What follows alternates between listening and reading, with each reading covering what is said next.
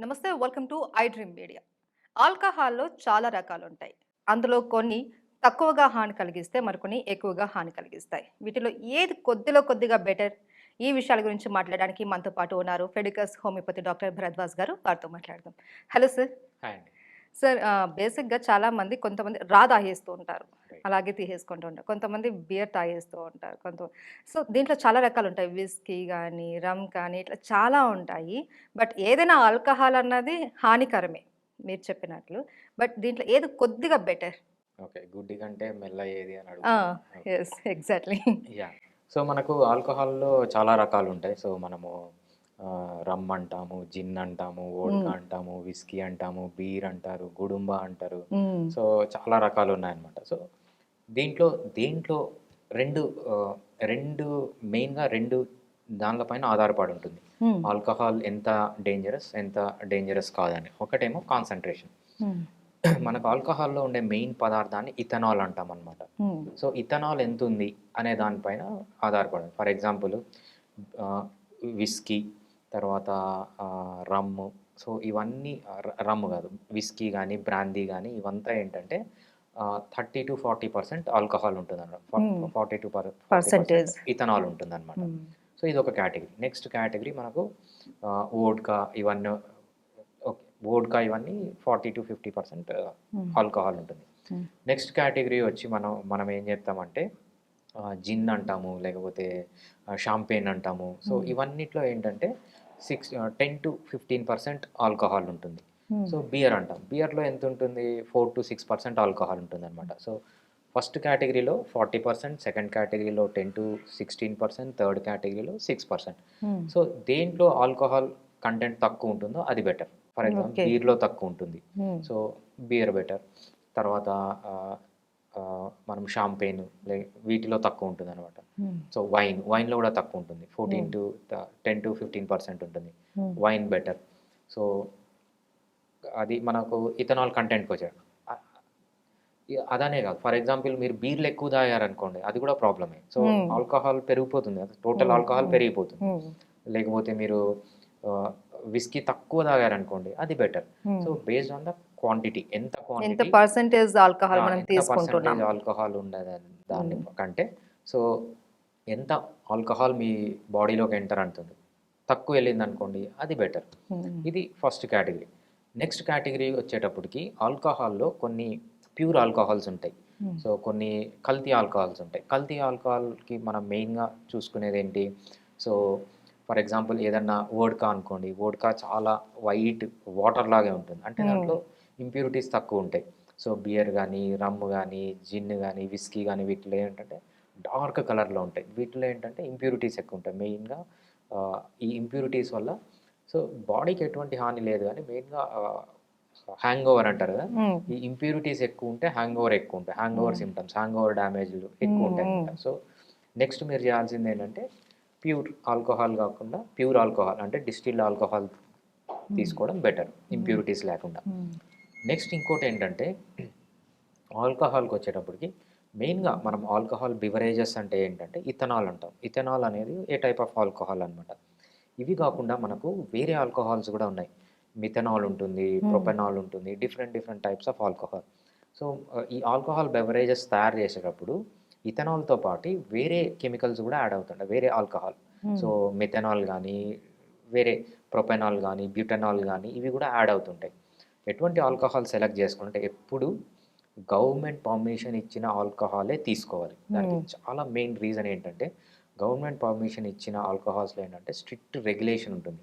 వాళ్ళు ఈ మెథనాల్ అనే పదార్థంకి ఉందా లేదా అని చెక్ జేస్తారనమాట. హ్మ్. చాలా అంటే టూల్స్ యూజ్ చేసి చెక్ జేస్తారు. హ్మ్. మిథనాల్ ఫ్రీ ఉన్న ఆల్కహాల్‌నే బయటకొదులుతారు. ఓకే. ఆల్కహాల్‌లో స్మాల్ అమౌంట్ ఆఫ్ మిథనాల్ ఉన్నా గూడా ప్రాబ్లమ్ ఏంటంటే ఇట్ విల్ కళ్ళు పర్మనెంట్‌గా పోతాయన్నమాట. కళ్ళు పోవడము, లేకపోతే ఇమ్మీడియేట్‌గా డెత్. మనం చూస్తూ ఉంటామనమాట. పేపర్‌లో చూస్తుంటాం. హ్మ్. కల్తీ కల్లు తాగారు. కల్తీ కల్తీ మద్యం మందు తాగారు. తాగారు, వాళ్ళు కళ్ళు పోయాయి, హ్మ్. చనిపోయారంట. హ్మ్. మెయిన్‌గా ఏంటంటే ఎప్పుడైతే ఆ రెగ్యులేషన్స్ ఉండవో, వాళ్ళు ఆ మిథనాల్ ఎంత కంటెంట్ ఉందని టెస్ట్ చేయకుండా జనాలకి ఇచ్చేస్తారనమాట. అందుకు హ్మ్. ఆ ప్రాబ్లమ్ వస్తది. సో, మెయిన్‌గా ఓన్లీ గవర్నమెంట్ అప్రూవ్ చేసి మందు మాత్రమే తాగండి. సో, మనం గుడుంబా అంటాము, నాటు సారా అంటాము, హ్మ్. కల్లు అంటాము. సో ఇవన్నీ మంచిది కాదు. ఎందుకంటే వీ డోంట్ నో దాంట్లో ఎంత మెథనాల్ ఉందని. ఎందుకంటే దానిపైన టెస్టులు చేయరు. సో ఇది మెయిన్‌గా. సో గవర్నమెంట్ అయితే టెస్ట్ చేస్తది కాబట్టి కంపల్సరీ టెస్ట్ చేసి మిథనాల్ ఉంటే దాన్ని రిజెక్ట్ చేస్తుంది కాబట్టి గవర్నమెంట్ అనేది సేఫ్. మనం చేసుకునే గుడుంబా గానీ, సారా గానీ, నాట్ సారా అంటారు. వీటికంటే అది సేఫ్. ఇదొక రకం. ఇంకొకటి చాలామందికి డౌట్ వస్తుంది. సో ఆల్కహాల్ ప్లెయిన్‌గా తీసుకోవాలనా? లేకపోతే ఏదైనా సోడాలో మిక్స్ కలపాలనా? చేయాలా లేకపోతే వాటర్‌లో కలపాలనా? దేంట్లో కలిపితే బెటర్ అని. సో మెయిన్ ఏంటంటే ఒక చిన్న సింపుల్ రేషియో ఉంటుందన్నమాట. 1:1 రేషియో వాటర్‌లో కలపాలి. ఫర్ ఎగ్జాంపుల్ 10 ఎంఎల్ ఆల్కహాల్ తీసుకున్నారనుకో, మినిమమ్ ఎక్కువ కలిపితే మంచిది. మినిమమ్ 10 ఎంఎల్ వాటర్‌లో కలిపి తాగడం బెటర్ అనమాట. అదొక పారామీటర్. సో ఏది ఆల్కహాల్ బెస్ట్ అనే దానికి. ఇంకొక చాలామంది అడుగుతా ఉంటారు.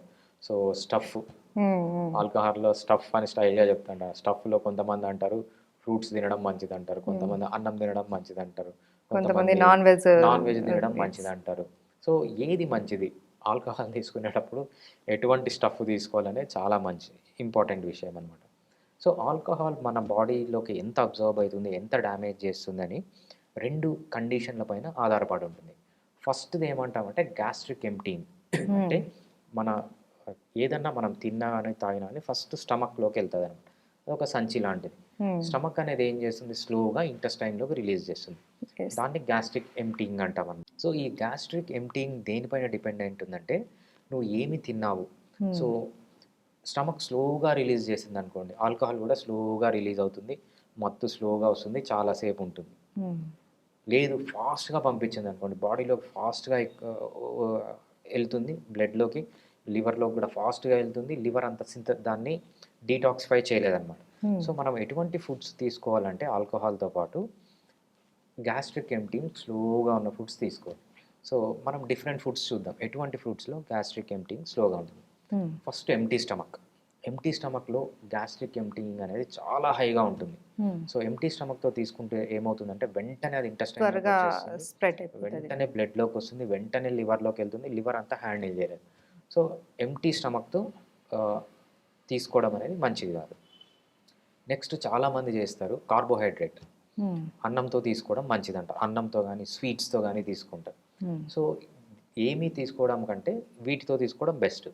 సో కార్బోహైడ్రేట్ గానీ, లేకపోతే ఎస్పెషల్లీ లో ఫైబర్ ఉన్న కార్బోహైడ్రేట్స్‌తో తీసుకుంటే రైస్ గానీ, లేకపోతే స్వీట్స్ గానీ వీటితో తీసుకుంటే స్వీట్స్ కూడా వాడొచ్చు అంటారా? తాగుతారు కొంతమంది. కొంతమందికి ఆల్కహాల్ తీసుకునేటప్పుడు స్వీట్ తినడం ఇష్టం. సో ఇది తీసుకుంటే ఏమవుతుందంటే కొంచెం స్లో అవుతది. ఓకే. సో ఎంప్టీ స్టమక్ అంటే ఇది కొంచెం better.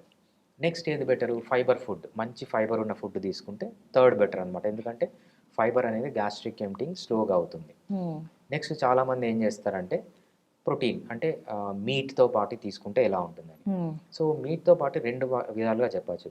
Meet with fat. Meat, fat 2 కలిపి తీసుకున్నా అంటే ఫర్ ఎగ్జాంపుల్ పొట్టేలు మాంసం బాగా ఫ్యాట్‌తో కలిపింది తీసుకుంటే గ్యాస్ట్రిక్ ఎంప్టీయింగ్ స్లోగా ఉంటుందన్నమాట. స్లోగా అబ్జర్వ్ అవుతుంది.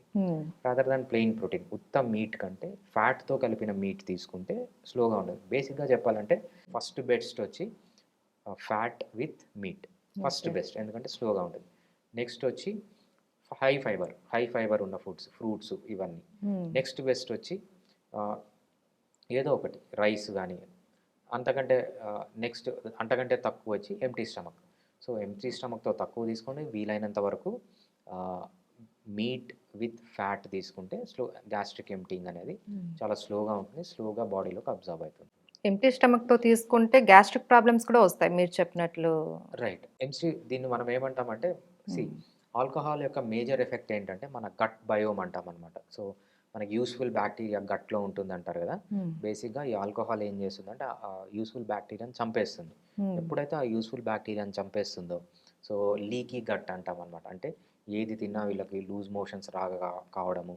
సో ఇది లీకీ గట్ అంటామనమాట. ఈ లీకీ గట్‌కి మెయిన్ రీజన్ ఇది చనిపోవడం. దీనికి బెస్ట్ రెమెడీ ఏంటంటే ఆల్కహాల్‌తో పాటు మజ్జిగ. సో ఆల్కహాల్ తీసుకున్నామంటే మంచిగా మజ్జిగ తాగారనుకోండి. సో ఈ లీకీ గట్ ప్రాబ్లమ్ ఉన్న వాళ్ళకి అది కొంచెం బెటర్‌గా పనిచేస్తుంది. మళ్ళీ వెంటనే ఏవైతే మైక్రో ఆర్గానిజమ్స్ మనకు పెరుగులో మంచి పుల్లటి పెరుగులో మంచి మైక్రో ఆర్గానిజమ్స్ ఉంటాయి.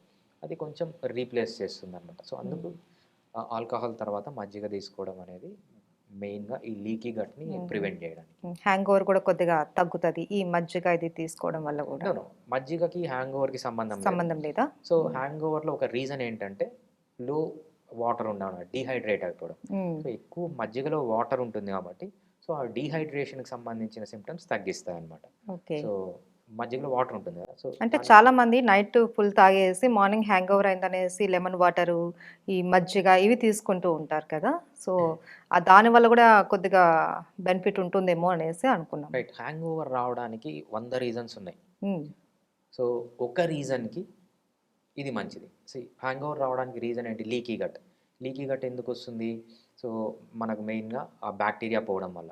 మజ్జిగ వల్ల బ్యాక్టీరియా వస్తుంది. హ్మ్. ఇంకో రీజన్ ఏంటి హ్యాంగ్ ఓవర్‌కి? లో వాటర్, అంటే వాటర్ డీహైడ్రేట్ అయిపోవడం. మజ్జిగలో వాటర్ ఉంటుంది కాబట్టి డీహైడ్రేట్ అయిపోవడం వల్ల వచ్చిన హ్యాంగ్ ఓవర్ సింప్టమ్స్‌కి అది రెమెడీ. హ్మ్. ఇదే కాకుండా చాలా అదర్ రీజన్స్ ఉన్నాయి హ్యాంగ్ ఓవర్‌కి. ఫర్ ఎగ్జాంపుల్ హెడేక్ ఎందుకొస్తుంది? హెడేక్ ఎందుకొస్తుందంటే, సో, ఇనీషియల్‌గా ఆల్కహాల్ తీసుకున్న వెంటనే బ్లడ్ వెసల్స్ అనేవి డైలేట్ అయితాయన్నమాట. హ్మ్. వాసో డైలేషన్ అంటాం. సి నెక్స్ట్ రోజు ఏమవుతుందంటే దాన్ని రీబౌండ్, ఎప్పుడైతే ఈ వాసో డైలేషన్ జరిగిందో నెక్స్ట్ రోజు ఏమవుతుందంటే వాసో కన్స్ట్రిక్షన్ అవుతుంది. హ్మ్. ఈ బ్లడ్ వెసల్స్ అన్నీ దగ్గరకొచ్చేస్తాయి. దగ్గరకొచ్చినప్పుడు హెడేక్ వస్తుంది. హ్మ్. సో, దానికి ఏం చేస్తారు చాలామంది యాస్పిరిన్ అవి తీసుకుంటారు. కొంతమంది చూస్తుంటాం. నెక్స్ట్ రోజు నీకు మనం 'మన్మధుడు' సినిమాలో కూడా చూస్తుంటాం అన్నమాట. అవును. చాలా సినిమాలలో ఆ! చూసాం. నెక్స్ట్ పొద్దున్నే లేసి కొంచెం ఆల్కహాల్ తీసుకుంటే హ్మ్. హ్మ్. హెడేక్ రిలీఫ్ తగ్గుతుంది. అవుతుంది. రిలీఫ్ అవుతుంది అంట. నెక్స్ట్ రోజు హెడేక్, రాత్రి ఆల్కహాల్ తీసుకున్నారు. రాత్రి బాగా వాసో డైలేషన్ అయింది. పొద్దున్న లేసినప్పుడు వాసో కన్స్ట్రిక్షన్ అయింది. సో, అప్పుడు హెడేక్ వచ్చింది. హ్మ్. మీరు వెంటనే మళ్ళీ ఒక పెగ్గు ఆల్కహాల్ తీసుకుంటే మళ్ళీ వాసో డైలేషన్ అవుతుంది. హెడేక్ హ్మ్. తగ్గుతుంది. హ్మ్. హెడేక్ తగ్గాలి అంటే నెక్స్ట్ రోజు తీసుకోవాలి. లేదు వామిటింగ్ ఉంది, వామిటింగ్ సెన్సేషన్ ఉంది, ఇవన్నీ తగ్గవు. హ్మ్. సో, డిఫరెంట్ సింప్టమ్స్‌ని బట్టి ఎవరిలో ఏ సింప్టమ్ ఎక్కువ ఉందో దాన్ని కౌంటర్ చేయడానికి మనం ఏం చేయాలా అని తెలుసుకోవాలి తప్పితే, హ్మ్. అన్ని సింప్టమ్స్‌కి మజ్జిగ ఆన్సర్ కాదు. నిమ్మరసం ఇది అన్ని సింప్టమ్స్‌కి నెక్స్ట్ రోజు మళ్ళీ ఒక పెగ్గు ఆల్కహాల్ తీసుకోవడం అనేది ఆన్సర్ కాదు. ఆన్సర్ కాదు. సో, సింప్టమ్స్‌ని బట్టి, మనిషిని బట్టి, సో, అవి మారుతూ మారుతూ ఉంటాయి. ఉంటాయి. యెస్. హ్మ్. Right. Thank you so much doctor గారు. ఆల్కహాల్ మీరు చెప్పినట్టు గుడ్డి కన్నా బెల్లం మేలు అన్నట్టు ఈ కొద్దిలో కొద్దిగా బెటర్ అన్నమాట. ఆల్కహాల్ తీసుకునే వాళ్ళు ఎలాంటి జాగ్రత్తలు తీసుకుంటూ, ఎలాంటి ఫుడ్ తీసుకుంటూ ఉంటే బెటర్ అని తెలియజేసినందుకు thank you so much. Thanks.